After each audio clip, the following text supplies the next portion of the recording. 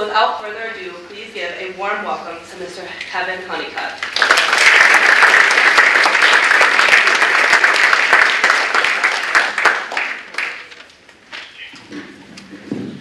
Yay! Okay, so we forget everything else today. My website is kevinhoneycutt.org. KEVINHONEYCUTT.org. And everything I'm going to talk about is on this page, so you don't have to take a million notes. All the tools I talk about are behind that toolbox picture. My website looks like an ADHD nightmare. I apologize. It's who I am and how I think. But everything I've learned for the last decade is all here. I don't throw anything away. I don't keep secret filing cabinets. I tweet everything that I learned. Raise your hand if you're on Twitter. Raise your hand if you're using it knowing that you're going to be a teacher. That's important, right? It's one of my superpowers. I'm a school board member in my little town. I'm a third-term school board member. Don't judge me. I think it's important to be doing the things that we talk about. So if you go to Inman, Kansas, we're the Teutons. The Teutons. Sounds like croutons, doesn't it? The Teutons, the Fighting Teutons. You won't be able to read any of those things. They're way too small. But anyway, the very center of the United States, maybe the belly button, maybe the lint trap. That's where I've been for most of my teaching tenure. And I'm still there. Our schools are great. And we're dying of humble. This is going to happen. And you teachers who get out there, you new teachers, we have to live out loud. We have to share classroom stories. We have to share classroom success. We have to share student success. You may be thinking, well, I don't want to brag about myself. Don't brag about you. Brag about your kids. Because right now, politicians are summing teachers up and they're getting it wrong. And I'm tired of this. You guys are about to give your life to something. It's beautiful. It's a calling. It's not even a career. It's a freaking calling. You're not going to be rich. You're not going to have multiple Lexi in your driveway. What you're going to have is a room full of kids and you get to make a difference. Right? No one should be saying bad things about you while you're doing that. It's not right. But what I've decided is that we have to some pig ourselves. Who's read Charlotte's Web? Some pig. And they didn't eat Wilbur. We're Wilbur. Politicians, they say things about teachers. They don't know our job. So we have to live out loud. That's why I want you to have a teacher blog where you talk about the successes and your fears and the new technology you're going to try and why you're having nightmares about it. And oh my gosh, how it kind of worked. And then how it actually worked. And how Ashley sort of became a writer because you used that this year. You might not say Ashley. You may change names. You might not show faces. I don't know your district policy. But share the freaking story. I'm pushing, okay? And I don't care if you get mad, I'm telling you this. This is one thing I've learned, is that if you're quiet, you can die while being great. Most good school innovation dies of domestic violence. Because it makes people nervous when change happens. And they attack it rather than support it. We can't be that way. And I want to start today with you people who are presenting. I love you for that. Here you come, and how much you get paid again to do the presentation? You're coming here and you're giving your passion. Make sure you're sitting in the audience building people up with your eyes, like you. You're feeding me with your eyes right now. You're willing me to be great. That's what good teachers do. But there are always people who cross their arms and look at you like, well, who's this guy? What does he know? They're giving you the skunk eye. I've talked to over 1 million people in the last 10 years. I can see who people are. It's this weird thing happens where you can just feel people. You know, and when you're talking to teachers, it's beautiful because teachers, they're nurturers. They're like, go ahead, oh, he's doing so good. I hope you keep just a nice job. And they're lifting you up. And there's one person in the back going, I don't know why, you know, but you're always going to make somebody mad, you know. So anyway, so this is me and my wife. This is 1986. You guys are young, but this was me back in Ottawa University becoming a K-12 art teacher. And that's my wife's theater major, destined to be unemployed. And at that time, she became a teacher. She finally joined me in the family business, poverty, so yay. But in this picture, I only have one job, and that's to look like she doesn't weigh very much. Don't I just look bored? Like she doesn't weigh anything? Yeah, this air is so light, I don't know what to do with this air. Lover boy poster in the background, you know. I married that girl, and I knew I was going to marry her. The night I met her, I said, I'm going to marry this girl, because she was smart. My dad said, marry a smart girl. Son, take the family tree above ground. So it's not easy to marry a smart girl because they're smart, you know. She looked across the table at Denny's at me and said, you realize I know you're full of crap, right? And I thought, I'm going to marry this one. Challenge accepted. We were engaged 6 years before she married me. 6 years of test driving before she married me. Then we moved to Inman, Kansas, and we had Benjamin. And I became junior high football coach. It's the craziest thing. I'm an art teacher. I want to direct theater, but someone already has that job. So when you get your job, sometimes you have to do jobs you don't want to. High school cheerleading coach 1 year. I don't want to be in a van with 6 angry cheerleaders driving halfway across the country. This thing they told me never to be alone with high school girls in college. They scared me of the whole situation. No, I'm coaching cheerleading. I got out of that. They said, well, the only thing we got left is junior high football. I never played football. I don't know how it works. But I'm not doing cheerleading 2 years. So I did junior high football. And I didn't know what I was doing at all. And then those kids, I love junior high because they don't have an ego yet, because they don't even know anything yet. Kid comes walking in the locker room the first day with his cup on backwards. He's back here. I said, Mr. Honeycutt, this doesn't feel right. I said, what are you trying to protect, son? We were 7-1. I had no idea how to do the thing, but we were 7-1 the first season, and we did pretty good. And I hung in there, and Ben grew up in a small town, and he's a weird kid. For Halloween, I said, what do you want to be? He said, exit sign. Who asks to be an exit sign? I had to make an exit sign. It had to light up, too. If you ever have to do this, those lightsabers that light up, you put one in the front, one in the back, and he lit up. We won the costume contest. Woohoo! And here he is. He's at Kansas University becoming a high school history teacher because he ran into an amazing high school history teacher that got him all lit up, and he came home and I knew he was going to do what we do. He's not going to make much money. He's going to have student loans. It's $20,000 a year to go to KU, and it's a 5-year program. It's $100,000. And in Kansas, he'll start at $32,000. And I love him. But he's doing this because this is a calling, this thing that we do. In my house, we say caskets don't have luggage racks. Spend it while you're here. And that's what he's going to do. I love him for that. And he moved out finally. So we only had one kid, right? And I raised the kid. He became a good kid, and he's going to give back to the universe. But when he comes home, he steals my underwear and socks. Any of you ever go home and take your parents' stuff? You just do. Right? You go in the dryer like God put it in there. God didn't put it in there, right? Your parents put it in there. I get up in the morning, he leaves first. I got no socks and underwear again. So a week ago, I stayed at his apartment and I stole all his socks and underwear. He finally moves out, right? My wife's all weird. She's all weird about it. She's like freaking out. I said, honey, we did our job. Spike the ball. But she starts collecting animals. She's trying to fill the hole. I don't know. We've got 4 dogs so far and a rabbit and a freaking turtle. Right? But I'm happy. I'm sitting in the chair and a half in the living room. We're watching Netflix. It's our turn to be teenagers again. We're going to concerts. We're in the front row now. In the front row, got our drink on. Hold on loosely. Don't let it go. And you can bend your knees a lot farther when you got your drink on. You can go way down, you know. Next day, you don't have your drink on. I think I crippled myself at the concert. That's fine. I'm sitting there in my chair one night. She comes up to me, this is not too long ago, with this in her hand. Just let that trickle down for a second. Let that percolate. This will rock your freaking world. I did this already. I had a minivan. I did all the right things. But the correct answer in that moment is, yay! Now I want you to think about what my brain has to do, okay? I got to raise another kid. I got to live 18 more years, and I can't be creepy old man dad at t-ball practice. This is not coming back. This is over. Right? But I've got to get him ready for a future that I don't understand. It's going to be way different. I can't stop learning. By the way, all of you going to be teachers, you can never stop learning. You've got to keep learning. You've got to learn, unlearn, and relearn, and like it. And do it for your kids. Right? It's about getting them ready for their future, not our past. And so you're going to get uncomfortable sometimes. You know? I want to lead a revolution and change education. I can do it overnight if you'll join me. Break into every classroom and burn every file cabinet. There's stuff in there that was mimeographed.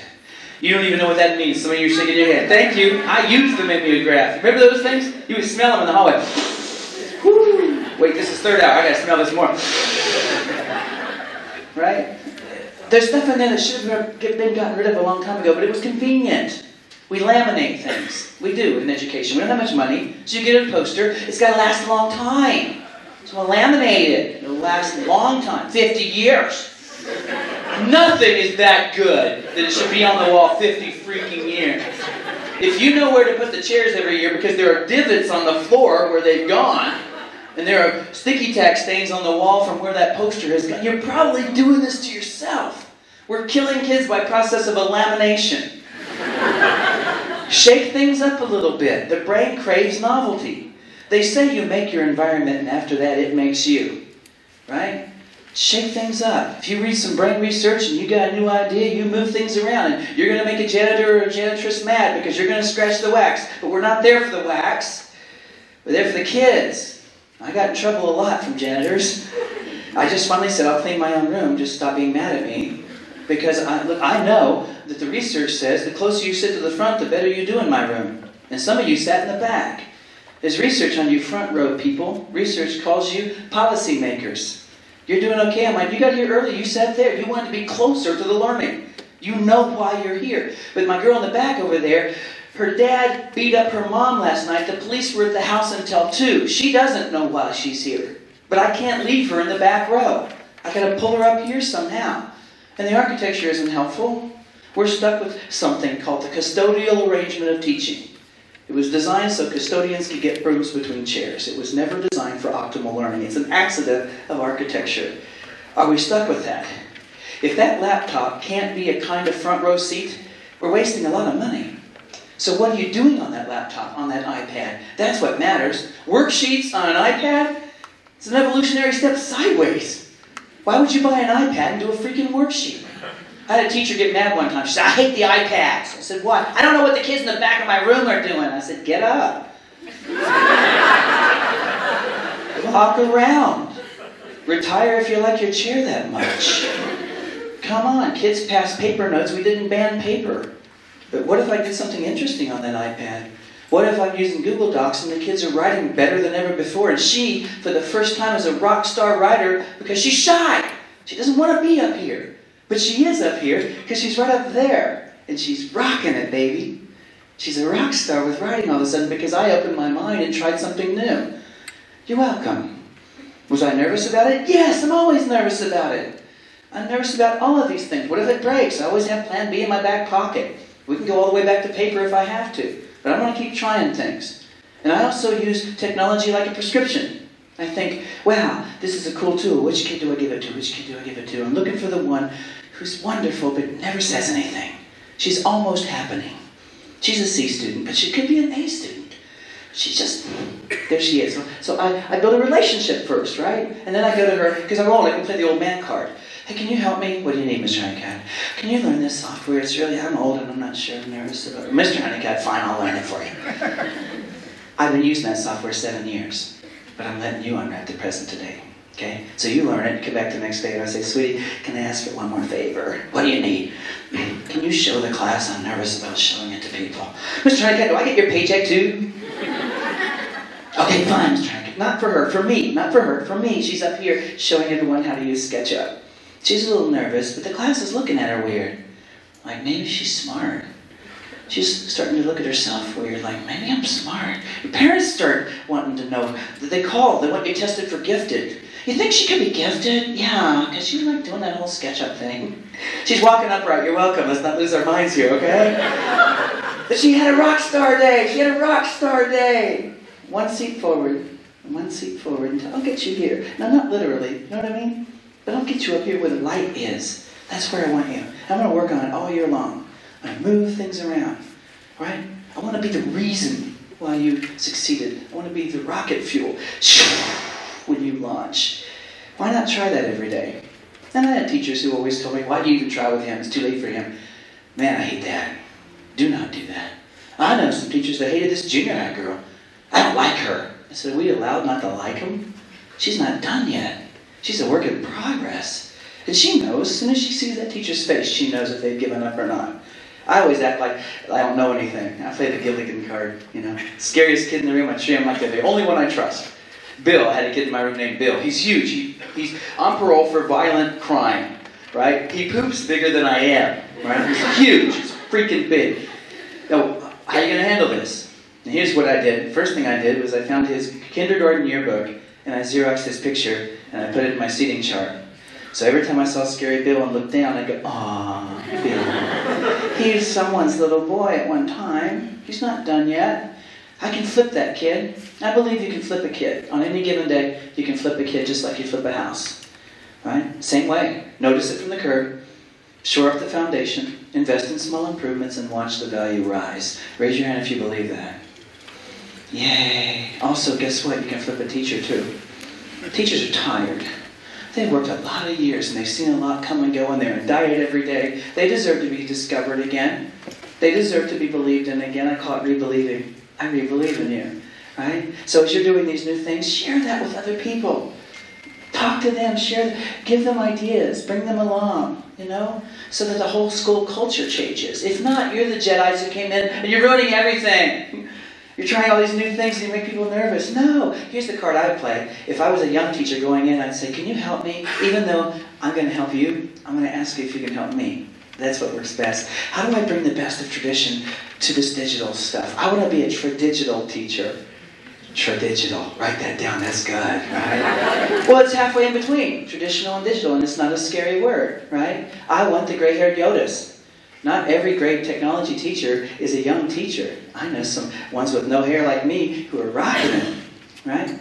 I just want to make sure the whole culture is friendly. So anyway, here's what I got at my house. Yeah. On the road, it's hard because I have to leave him, and I love him. He's 5 months old now. This is little Gibson Lee Honeycutt.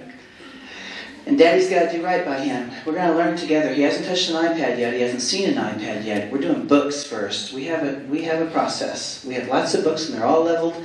My wife is a teacher, right? And we're going to go through those books. And the first thing he does with an iPad will be a book. We're going to do a little transfer from book to book. We will not use an iPad as a babysitter. However tempting that might be, I think parents today buy the minivan with the DVD player in the back of the headrest. I know why. They're quiet. But really, a digital babysitter, is that the best use of technology? No, DVD is different. They're watching Frozen for the 15th time, and you're going to kill someone if you hear this song again. But it's a one-way technology. It just pushes Disney at them. It doesn't ask for their opinion. An iPad, a laptop, is a push-pull technology. It pushes stuff at kids, and it asks for their opinion, right? So they're growing up on digital playgrounds, and no one's on recess duty. That's us. That's got to be us, right? So a lot of times when you're in college, you think of social media as yours. Oh, this isn't my teacher thing. I've heard that a million times. It is now, right? It always was, really, right? Everything you've ever said will always be there, always. No, it won't, old man. I took it down. Yes, it will, young lady. I screenshot it because I don't like you. You will hear from me in your most vulnerable moments. Stop peeing in your own swimming pool, right? You're a role model now. The things you do on Facebook matter. The things you do on Twitter matter. I role model. I'm clumsy. I'm awful. I'm not the best video guy in the world, but I do virtual field trips everywhere I go because there are kids who don't get to go anywhere. I'm going to do a field trip from a cool place. If I'm somewhere cool, Scottsbluff, Nebraska, right? Scottsbluff, well, Chimney Rock, it's on the Oregon Trail curriculum. There it is, right there. I get out of the car and say, hi kids, I'm in a really cool place that you're going to be talking to your teacher about pretty soon. It's going to be over my right shoulder, wait for it, wait for it, wait for it. And I can tell in the class they're going, Chimney Rock! Yeah, that's Chimney Rock. I want you to pretend you're a pioneer who just came over that hill and you saw Chimney Rock for the first time. What would you be thinking? One paragraph. See you next time. Stop. Chimney Rock, video, Oregon Trail, comma, pioneers, comma, history, publish. I get in the car and I'm driving. And my wife is using it by 2 p.m. Thanks for the Chimney Rock video. Oh, and I'm a good husband because I did that, right? Everywhere I go, I do that. Do that. Right? I call it a soul selfie. It's not a selfish selfie. This is a sharing selfie. What a wonderful thing to role model for kids. What can you teach to the phone? I do art lessons. I have one art lesson that's on YouTube, been on there for a few years. It's been watched over 500,000 times since I put it on there. Want to learn to draw a great white shark? I teach that. I make about $100 every Shark Week. I love Shark Week.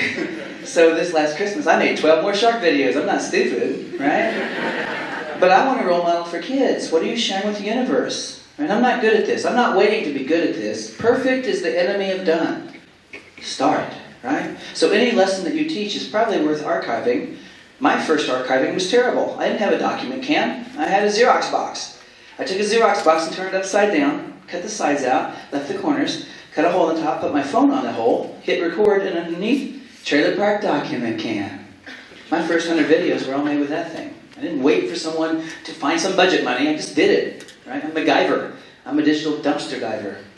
Right? That's the way I think of it. And no one's afraid of a Xerox box. So the other teachers thought, how do we do that? oh, I have a little workshop. Take the Xerox box. It's not scary at all, right, for them. So let's pretend that you teach something and you taught the whole class, but I missed. No, I didn't. You archived it. Thank you. Wait, I'm in your class, but I didn't get it. And you said, Kevin, you understand? In front of everyone. And I said, yeah, but I don't. But don't ask me in front of everyone, please. Then I find out you've got a YouTube channel with integers on there already. So on my mom's Android phone tonight at dinner, I watch your lesson again 3 more times. I don't want to be stupid. Just not in front of everyone, please. Rewindable learning? Is that a nice thing to do? How much will that cost? Nothing. Do that. Do that now. I do that with every lesson now. I won't teach a lesson without recording it. And they're not great recordings. Again, don't have time for perfect, right? I usually have a kid hold an iPad and say, point that at me, extra credit for you. Don't move it around Spielberg, thank you. I'm going to teach this lesson. And then now I know I'm teaching this lesson to every kid who didn't get it the first time or wasn't here. Have a substitute? No, I don't. Watch my video. I'm still there, right? We have a chance to do this. Kids are making videos. With or without us, they're making videos. Wonder what they're shooting. Without mentors. Raise your hand if you made a mistake when you were a teenager. Yeah, we all do, right? So, is it findable? Is it Googleable? My generation wasn't Googleable. You had to go back in time. I had to find a time machine to prove I did it. You actually archived yours. Oh my God, it's on YouTube, right? I want to teach kids don't telegraph stupidity. But do share passion. You're a writer? I can't prove that in social media. You never talk about writing. Where's a picture of you writing? Why aren't you following writers on Twitter? Why aren't you learning from them? They're out there sharing.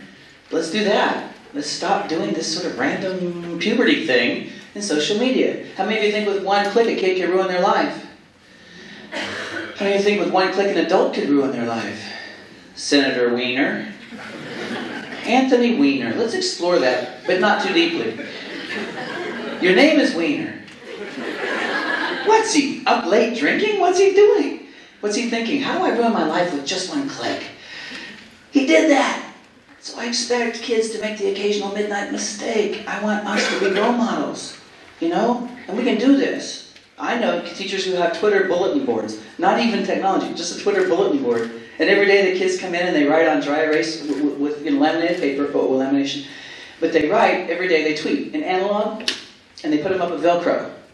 And the teachers are teaching etiquette in the classroom and getting writing practice out of these kids. What a crazy, wonderful idea.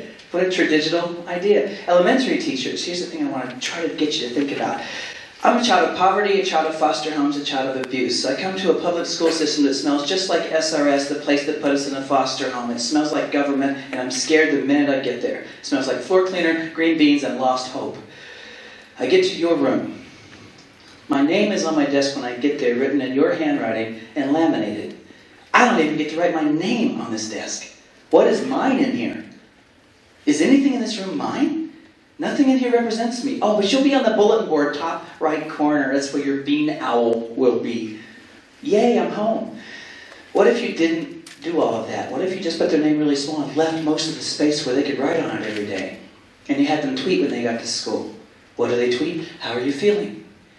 The kids would write how they're feeling, and you would see it over their shoulder. What if they wrote, dog died, little sad? Would you approach different on this day? See how he snuck and stole a digital idea and made it tradigital, right? This doesn't have to be rocket science, I think, right? So that's me in 1966. I look a little bit like my kid, right? I'm a child born into poverty, born into foster homes. My dad was an alcoholic and an outlaw. I went to school in 20 states growing up. Every time Dad broke the law, we moved. I learned some things. I learned that intelligence is relative to where you live. Case in point, in Tennessee, I was gifted. All I did was move to Tennessee. Well, I was that smart Yankee boy. They said, hey, Yankee boy, small hurt, 2 syllables, small hurt. How do you get a second syllable in there?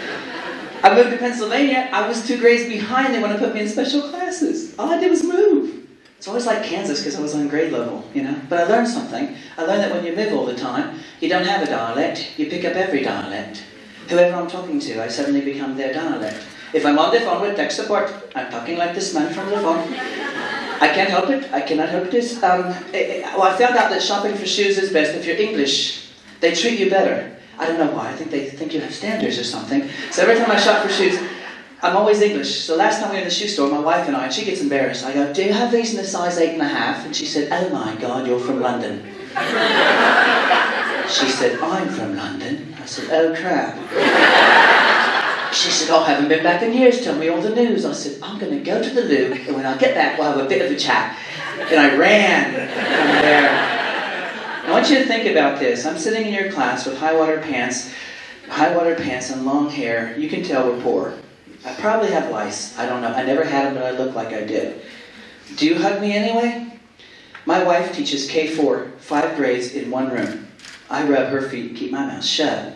This woman gives her life to these children. She doesn't have easy kids. They're called identified without services. She gets some tough ones. She had a little kindergarten boy 2 years ago, a sociopathic kindergartner. And I'm not kidding. He'll hug you and when you turn around, stab you with scissors. She comes home and says, I'm going to find a way to love this one. That's my wife. I'll be danged if I let a politician sum her up. She gives her life to these kids. She's had lice multiple times. She hates when I talk about this. When I'm home, I don't check her for ticks, I check her for lice. She gives her life and her heart and her soul to these kids. She's the last chance he has. She hangs in there, makes a difference. No one will ever know, probably, about him. He will. And if you stay in this long enough, you get phone calls from kids who used to hate you, who now love you. You know what I mean, anyone? You ever get a phone call like that? I got one of those. Hey, Mr. Honeycutt, this is Jake. You remember me? I said, son, I'm still in therapy. You should meet my team of therapists. He said, yeah, I just want you to know, Melon, I was a jerk in your class. I don't know, my life was kind of spinning out of control, but I'm getting it together now. I'm still in prison, but when I get out, he wants to come to my house. I said, I moved. Phone number still work? Uh-oh, yeah. I'm all over the place here. I'm going to jump forward just a little bit because I'm looking at time. How much? Do I have 10 minutes left? Do I have 15? 18. 18, woohoo! It's an ocean of time. My biggest fear in the world was my dad. What you don't know, my teacher, is that last night, Dad beat up Mom. She didn't press charges, so he passed out on the living room floor. I'm at the bus stop hoping he doesn't wake up and continue the beating. So I'm a little distracted in your class. It's not on purpose. I'm sorry. But you got to do something a little more interesting than womp, womp, womp, womp, womp, or I won't be able to pay attention, even if I want to. And I'm going to draw while you're talking, and that's the only way I can pay attention. If I don't draw, I'm really not listening to you. If I am drawing, I'm stemming, right? And I'm burning off some of the attention I have with ADHD so that I can't afford to hear you, and I will remember better than anyone in this room. If you don't walk over and say, why are you so distractible? Why are you just doing that? Don't indict me for my condition, please. If you honor what I am, I'll do anything for you. You notice that? Some of you veteran teachers, you go out of your way for a kid, they are freaking loyal. They won't do anything for themselves, but they'll do anything for you. We are their surrogate self-belief until they find their own. Hear that again. We are their surrogate self-belief until they find their own. For some reason, this guy believes in me. I don't know why, but I'm not going to let him down. I don't know why. I just can't. Maybe he sees something. I believe you. My dad calls me this, but you don't. You said I could go to college. I went home and said that out loud at the dinner table. Now my dad calls me Professor Kevin every day. Professor Kevin? You think you're going to college, Professor Kevin, as he drills his fingers into my sternum? That's home. So I need your class to be a little more extraordinary. Please, can I be a rock star in your room? It's all I have. 1 hour a day. 1 hour a day. Hopeless, right? You can change your life in 1 hour. Heck, I bought a car in 30 minutes. Guy sold me a Camaro in 30 minutes. I can sell a kid a life in an hour. Hour a day? Yeah, I think so. Right? If you believe in kids. These are the angels of my childhood. This is Mary Lou Burgoon. She's not even a teacher, she's a para. Right? The most beautiful one I ever met. You say different and I'll take you down. This is a beautiful woman right here because she put her arm around me at recess at Hawthorne Elementary. Most dangerous place to be in school is alone. She didn't let me be alone. I stood there in the shadow of her ample bosom. Out of the rain. She loved me. And when I graduated from college, I found her. She had retired, but I found all these people and I thanked them. She was retired, sitting on her front porch on living room furniture, because that's how we roll in Ottawa, Kansas. I walked up to her like she was the Dalai Lama. I'm like, Mary Lou Burgoon? Who's asking? Kevin Honeycutt. Hawthorne Elementary, 1978. Oh yeah. It hurt a little because I thought it meant something to both of us back then, you know. I said, you saved my life. You're the only person that was nice to me. She said, that's my job. It's my job, right? Parent, not even a teacher. It was the other people, the weird teachers. I always liked the weird teachers, the ones that were in trouble because they were like me. They were proof I could grow up and keep a job. That would be me growing up. So the weirder you are, or the scarier you are, or the freakier you are, the more nervous you are about technology, that vulnerability makes you approachable from kids who have their own vulnerability. I even sort of telegraph it even when I don't have it, just so the kids can be the hero, right? I think you can do that. Miss Dorothy Anderson, she sent me these notes every day in 5th grade. Every day I got mail. I'm the only 5th grader that got mail. And they smelled like her. She scented them. So I never threw these away. Right? I took them home, kept them in a shoebox. So every night when Dad comes home and he's calling me names, and they're pretty bad names, I go to my room and get out the shoebox. This is all I had. She believed in me. So when I went to college, she saw me in the newspaper, Autumn University, freshman class, incoming. I saw her in Safeway. She said, Kevin Honeycutt. I said, Dorothy Anderson. She said, you going to college, son? I said, yeah. She said, I'm so proud of you. She said, I know your life. You don't need anything. You come to my house. You eat out of my fridge. You are my son. How do you say thank you for that? She died 7 years ago, and I have to pay it forward. I have to give my life to this, because she did, right? Surrogate self-belief. That wasn't even digital. That's Oriental trading. How can we believe in kids? How can we lift them up? Give them that rock star day they all deserve, right? And you're going to have the whole year with these kids. So you can puzzle it out. You can look in there. I'm always looking. How do I pull you forward? How do I pull? I call it hook 'em and cook 'em. If I can hook 'em, I can cook 'em. I got to get a hook in you. Somehow I want to get you, one way or the other. I usually start with a relationship. I had a teacher who almost hugged me. Right? She had her arm around this cute little girl. Looked like her, mini-me. I'm over here with my long hair, my high water pants. She starts to put her arm around me, and then she looked down and saw who it was, and she rescinded her offer. I'm in 3rd grade. You just told me I'm not touchable. That's it. Think I want something from you? Don't do me any favors. I like the janitress. She has lots of keys. I like the 3-fingered shop teacher. Talk about bandsaw safety. That guy's cool, man. He's real. At least he's real, not just on the job. Susie Cream Cheese teacher, she's different, right? I think she picked it like a lifestyle. She wasn't real comfortable with the weird kids, you know? Weird kids deserve somebody too. Weird kids can grow up and become Steve Jobs, or stop believing in themselves and become nothing. We don't have a lot of room in school society. You know, there's so many slots, and then you're a weirdo, an outcast. We have names for people. I want more roles. I want more roles. I want to invent a whole list. Innovator, inventor, crazy, awesome thinker. I'm just going to come up with all these different names so I can give you somewhere to be, because there's too few slots. I went to school in 20 states. It was this way in every school. If I wasn't this, I wasn't this, I wasn't this, I was a loser. Right? Let's make more slots. We can do that. With technology, we can do even more than that. Right? We can paint all kinds of pictures with these kids and get them to believe in themselves. My kids tend to look like this. It's one of my graduates. Right? He flunked out of 3 schools before I found him. He's graduating. You're welcome. Right? He got his associate's degree in graphic design and got a JOB. That's the uncommon core. Boom. Right? And that wasn't easy. Came to my house to do his homework. My wife was thrilled. Then he walked across the stage, and what I tell kids is, man, you're never going to have a better friend than a teacher. The best day of their life is your best day. They don't want anything from you, only your success. Trying to get them to trust somebody is not always easy. Right? I teach part-time in juvenile detention and pretrial lockup in juvie. But anyone ever teaching juvenile detention? This is just like staff development. A room full of people who don't want to be there, and one of them may shank you. It's the same gig, man. First time I went in juvie, I was scared to death. I held up my badge, the camera.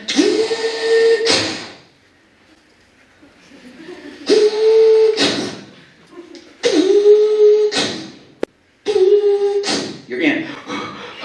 I'm an art teacher. I got pencils, I got paper. The guard came over and took my pencils. You can't bring pencils in here. Just took them. So I guess we're doing origami. Do they paper cut one another too? He said, I got you, man, I got you. He came back with a box full of gummy pencils. You seen those gummy pencils? They're rubbery. It's like drawing with an earthworm. You need like pencil Viagra or something. It's not happening. First thing I got to do is turn my back on the inmates. Today we're going to draw. So, how you doing? I'm just checking out right here. I'm thinking one thought, man, I wish I had a second me. If I had a second me, I could team teach with myself. That's when I made my Xerox box document camp. I went home that summer and I recorded 110 10-minute drawing lessons. And I went back to juvie with that. And I launched Digital Kevin.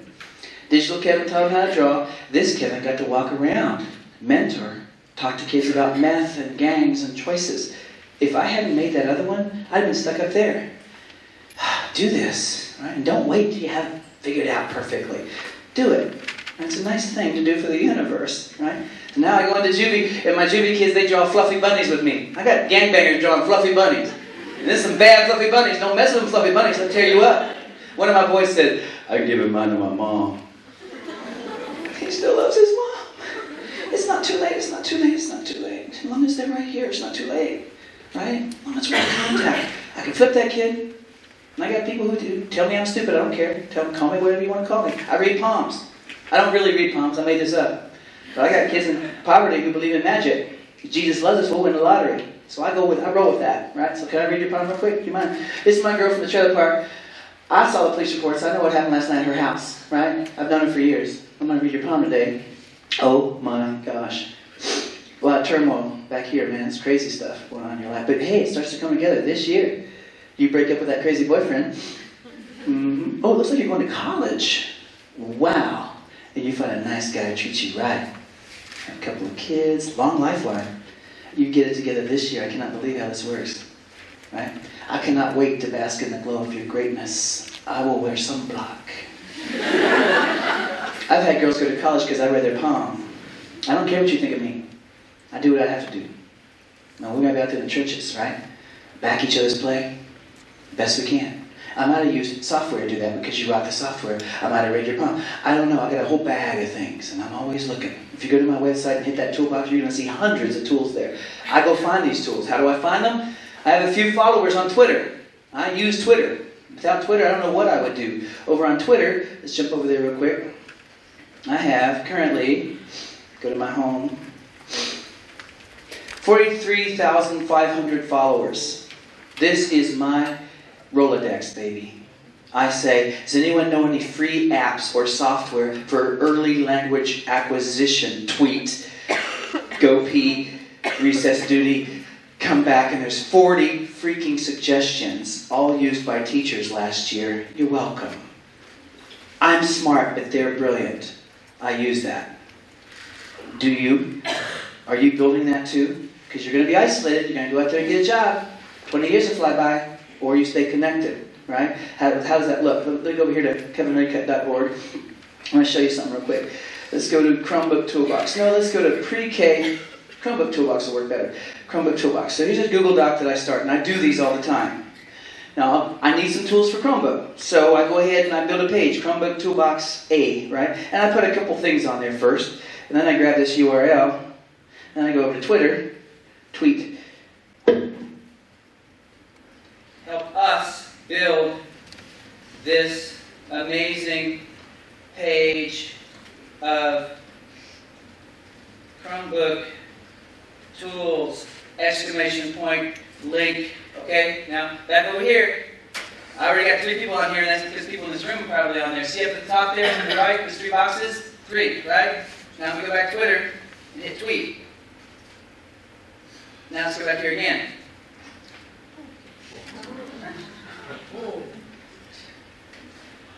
At 5 o'clock, the Australians come on board, and the Asians. So I tweet this twice a day, until that page is full. You busy? You ain't have time to pee, much less go out there Googling for stuff, right? This is how I do that. Right? This is my Rolodex. Now let me do this real quick. Let's see how many people are there right now. 19 right now, right? And what happens is they'll build things too. Why would they help me with this? Why would they help me? They like me? No, they have this too. This is a shared resource. So when you get to your school, wherever you land, right, what do they need? You can go find that, right? So I'm on Twitter for a reason. not popularity. I don't have time for that. I'm connected to other minds. Right? And by the way, as a school board member, I want teachers who apply for a job in my district, they better be connected. I'm looking for that. Okay? If you come in and you're smart and you don't change every year on your own, you're not self-updating software. I'd rather hire someone networked who's going to get smarter every year. That's what I'm looking for. Right, so if you've never thought of social media as a teacher tool, time to start thinking that way. Okay? Get that figured out. I got 5 minutes left, so I'm going to bring this thing for kind of a weird landing here, okay? I'm going to talk just with my voice like this. I use apps, I use tools, I use iPads, I use iPhones, I use anything that I want to, any way that I want to. But I want to show you one that's kind of interesting. That was just invented. This is brand new. In fact, you can't buy this thing I'm about to show you. It hasn't released yet. It was a Kickstarter campaign. So what I'm about to show you is the Melon Headband. I do a lot of brain research. I want to understand brains because I teach brains. And to teach a brain, I think I should understand a brain. So I'm going to go ahead and turn this thing on. And it's going to talk through Bluetooth to my phone. It's got 4 gold contacts here. There's a screen on my forehead like this, right? Let me go ahead and launch the app.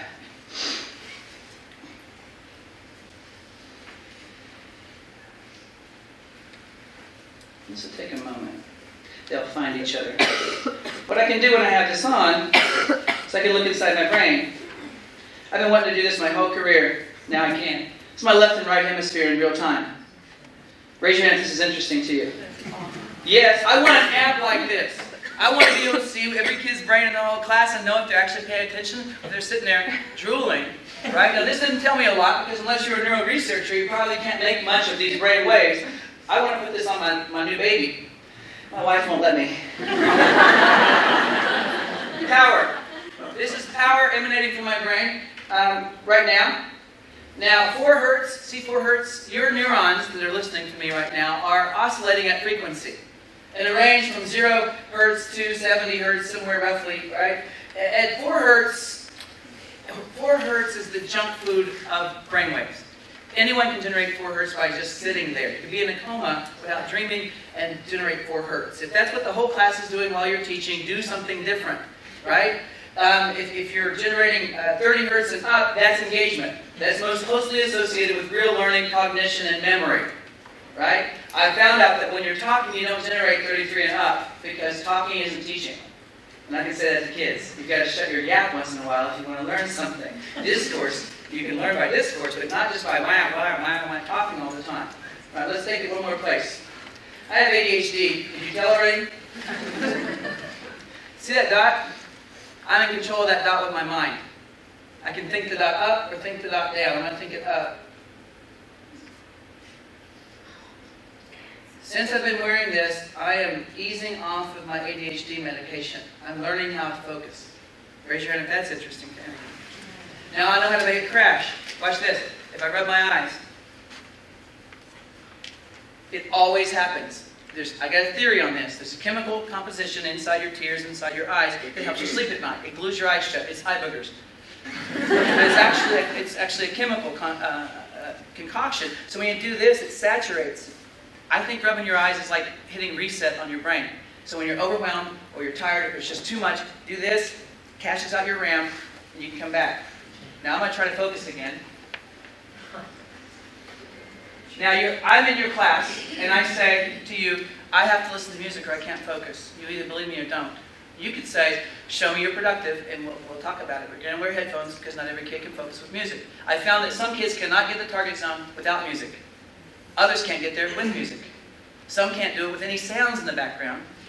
Others have to have sound. Every freaking brain is different, every one of them. But we're teaching them all like they're the same, right? We can start to prove this now. Finally, I can prove this. Why are you struggling this semester? There's been construction for the last 5 weeks down at the end of the hall. You cannot focus at all. I can back you up, right? If I can think this way. We got to stop thinking the other way. If they're all the same, let's do the same thing to all of them, right? Now I'm a jerk. If you put on headphones and you don't focus, we're taking that away. But if you show me that you can focus, we'll do that. You can't have noise. You got headphones with no sound. They just block it, like you wear an airplane. Right? And we're just constantly trying to do that to crack this code. Well, one more thing. Let me show you. Try to get back to the target zone. Certain words will knock me down. Like Standardized testing. Crazy, huh? I'll be here all day with this thing. You've got to try this thing. Raise your hand if it's true that if you could get your hands on one of these, you would use it. Me too, right? I think teachers, we have to understand brains. Bring this thing for a landing with my last slide. When I was a little kid, I was running through the house in my diaper. I had a pair of these things called tweezers. And I was smart. I saw these things on the wall with 2 holes. I knew they went together. I walked up and I plugged it in. My mom saw the whole thing from the door, but she couldn't get there fast enough. She ran in and kicked me with love. She's like, no! My fingers were black, the wall was black, my diaper was full. I didn't think about that for a long time until I got a little older, a little wiser, and a little boy. He's a Honeycutt. He's going to stick tweezers in the wall. My job is to be there. And that's what you're just about to jump into with both feet, my friends. You're going to be there. Growing up alongside them, learning, struggling. That's sacred work. I'm honored to get a chance to talk to you before you go out there and make the biggest difference in the world. Thanks for listening to me.